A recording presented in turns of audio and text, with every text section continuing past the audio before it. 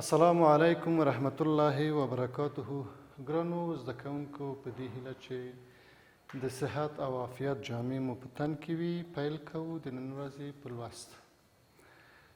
مخکې د نوي لوست د پیل څخه غواړم چې تاسو کورنۍ دنده وګورم. کورنۍ دنده مو حتما راوړئ، ضرور راوړئ، ځکه کتل کیږي او په نمرو کې محاسبه کیږي.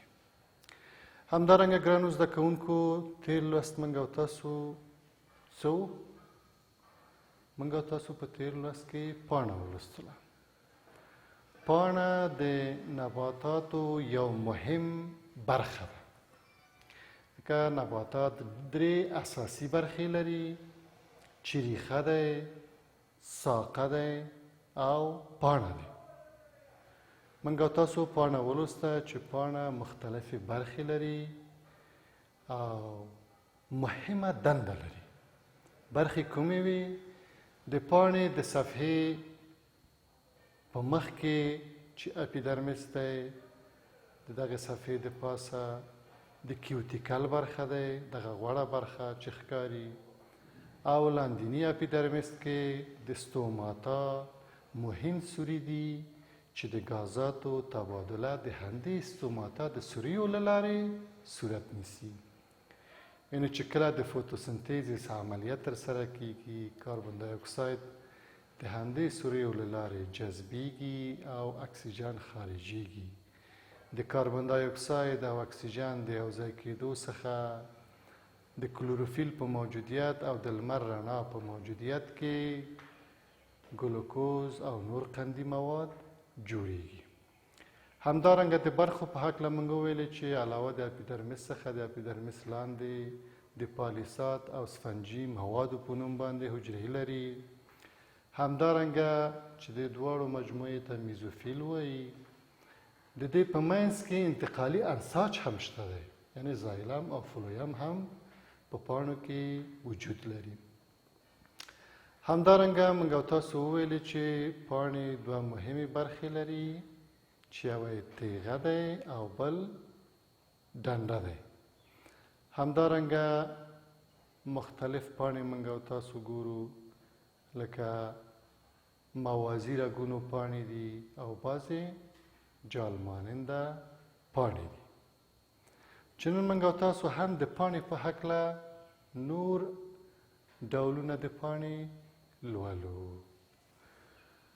نو زموږ او ستاسو د نن ورځې لوست د بیولوژي د مضمون د اووم د ټولګي 5م څپر کې د 48مه صفحه د کتاب دی چې 21م لوست راځي.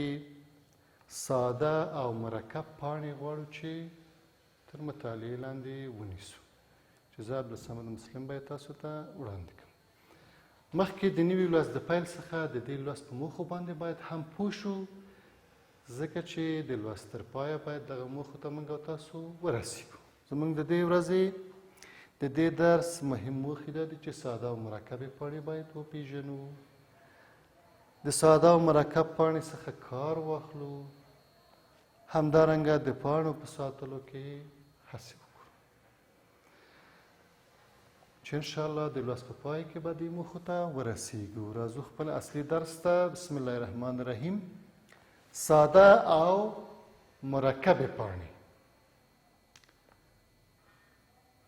ساینسدانان په مجموع کې پاڼې په ساده او مرکبو دوو برخو باندې ویشلې دي. ساده پاڼې هغه پاڼې دي چې پر ډنډر باندې یا په همدغې د پاڼې په ډنډه باندې فقط یوه پاڼه وي. لکه تاسې وګورئ تختې ته، دا یوه ساقه دی یا ډنډر دی، دا هم د پاڼې ډنډه دی. د پاڼې ډنډه که په ساقه باندې یوه دانه وي، نو دا پاڼې څه رقم پاڼې دي ګرانو زده کوونکو؟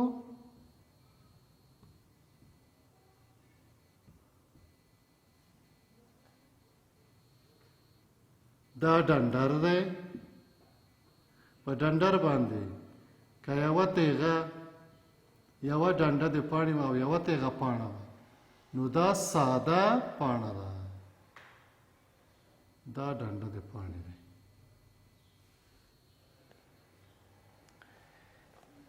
یعنې په ډنډر باندې که یوه تیغه د پاڼو و نو دا پاڼې ساده دي. همدارنګه که چیرې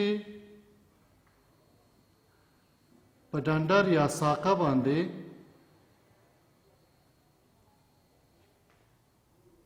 د پاڼې په ډنډه کې، دا د پاڼې ډنډه دی،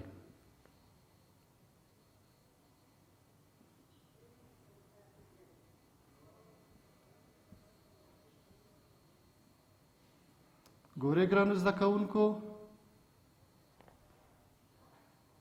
د پاڼې په یوه ډنډه کې، یوه ډنډه دی، څو پاڼې دي پکې؟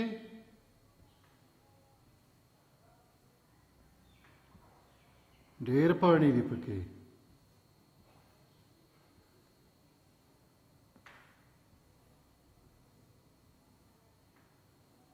نو دې ته څه ډول پاڼې وایي؟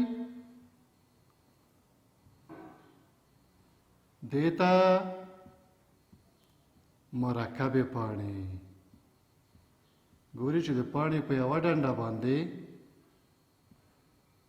او د پاڼې په یوه ډنډه باندې څو نورې پاڼې دي. دې ته څه ډول پاڼې وایي؟ مرکبې پاڼې. او که چیرې په یو ساقه یا ډنډر باندې یوه پاڼه وي، یوه تیغه د پاڼې وي، دې ته ساده پاڼې وایي. ستاسې په کتاب کې هم د دې تصویر شته دی. تصویر ته ځیر شئ.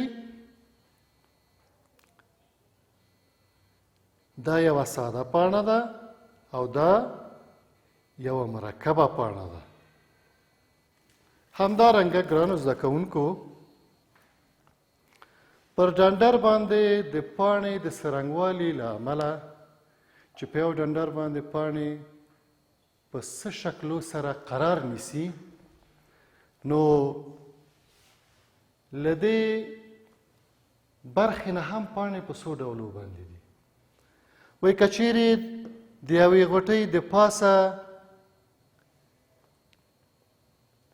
یوه پاڼه نښتې وي، نو دې پاڼې ته څه وایي؟ متناوبې پاڼې. او که چیرې د یوې غوټۍ د پاسه دوه پاڼې متقابلې وي، لکه په دې شکل باندې، دا یوه ډنډر دی، دوه پاڼې په دې شکل وي، دې ته کومې پاڼې وایي؟ متقابلې پاڼې. همدارنګه که چیرې د یوې غوټۍ د پاسه څو پاڼې نښتې وي، د یوې غوټۍ د پاسه څو پاڼې نښتې وي، نو دې ته کوم ډول پاڼې وایي؟ دې ته غونچه‌یي پاڼه وایي. یعنې د ډنډر د پاسه هم پاڼې په مختلفو ډولونو دي. بعضې یوه پاڼه په ډنډر د پاسه ده، لکه تاسې د توت ونه چې ګورئ، یوه پاڼه په یو ډنډر او په یوه ډنډه باندې یوه پاڼه قرار لري، او نورې پاڼې په نورو ډنډرونو باندې دي. خو که چیرې دوه پاڼې وي یو د بل مقابل، لکه دا د نانا بوټي تاسې وګورئ، دا پاڼې یو د بل متقابل دي په ډنډرو کې. همدارنګه که څو پاڼې وي، نو دې پاڼو ته غونچه‌یي پاڼه وایي. ښه ګرانو زده کوونکو، نن موږ او تاسو څه ولوسته؟ ساده او مرکبې پاڼې. پاڼې د تیغو د شمېر له مخې په دوو برخو ویشل شوي دي چې ساده پاڼه دی. ساده پاڼه هغه دی چې په یوه ډنډر باندې د پاڼې یوه ډنډه وي او یوه پاڼه وي، دا ساده پاڼه شوه. او که چیرې په یوه ډنډر باندې د پاڼې په یوه تیغه یا د پاڼې په یوه ډنډه څو پاڼې وي مختلفې، نو دې ته مرکب پاڼې وایي. همدارنګه په ډنډر یا ساقه باندې په مختلفو ډولو سره هم پاڼې قرار لري. بعضې یوه پاڼه لکه د توت، بعضې پاڼې په ساقه باندې لکه دا ساقه شوه، دوه پاڼې په دواړو خواو کې وي، متقابلې، دې ته متقابلې وایي چې مخامخ سره دوه پاڼې وي. بعضې په یوه غونچه کې څو پاڼې وي چې دې ته غونچه‌یي پاڼه وایي. دا اوس تاسې د نن ورځې لوست اوس خپلې کتابچې پرانیزئ چې تاسو ته کورنۍ دنده در وسپارم.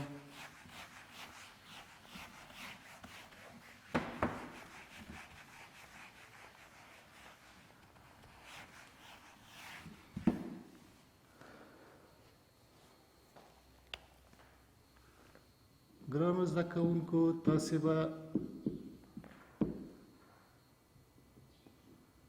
ساده او مرکب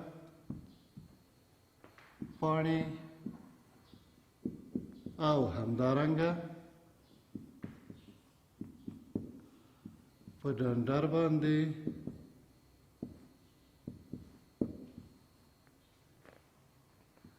مختلفې پاڼې ترسیم کړئ. تاسې به ساده او مرکب پاڼې هم رسم کړئ، همدارنګه په ډنډر باندې لکه که یوه پاڼه وي، که متقابلې پاڼې وي او غونچه‌یي پاڼې، دا به په خپل کتابچه کې رسم کړئ او بلې ورځې ته راوړئ. راتلونکي درس کې به انشاءالله د تخم لرونکو نباتاتو ډیرښت تر مطالعې لاندې ونیسو. دا اوس ستاسې د نن ورځې لوست او غواړم چې یو ځل بیا تاسو ته دا په یاد کړم چې پاڼه په نبات کې د نبات ډیره مهمه برخه ده. د غازاتو د تبادلې یعنې د کاربن دای اکساید یا ناپاکه هوا د جذب او همدارنګه د پاکې هوا یا د اکسیجن د ورکولو او همدارنګه د غذایي موادو د جوړولو لویه فابریکه ده. نو پاڼه په نباتاتو کې ډیر مهم برخه ده. نو موږ او تاسو باید د پاڼې په ساتلو کې د پاڼې د بې ځایه غوڅولو نه، همدارنګه د ونو د څانګو د قطع کولو نه باید جدا ډډه وکړو.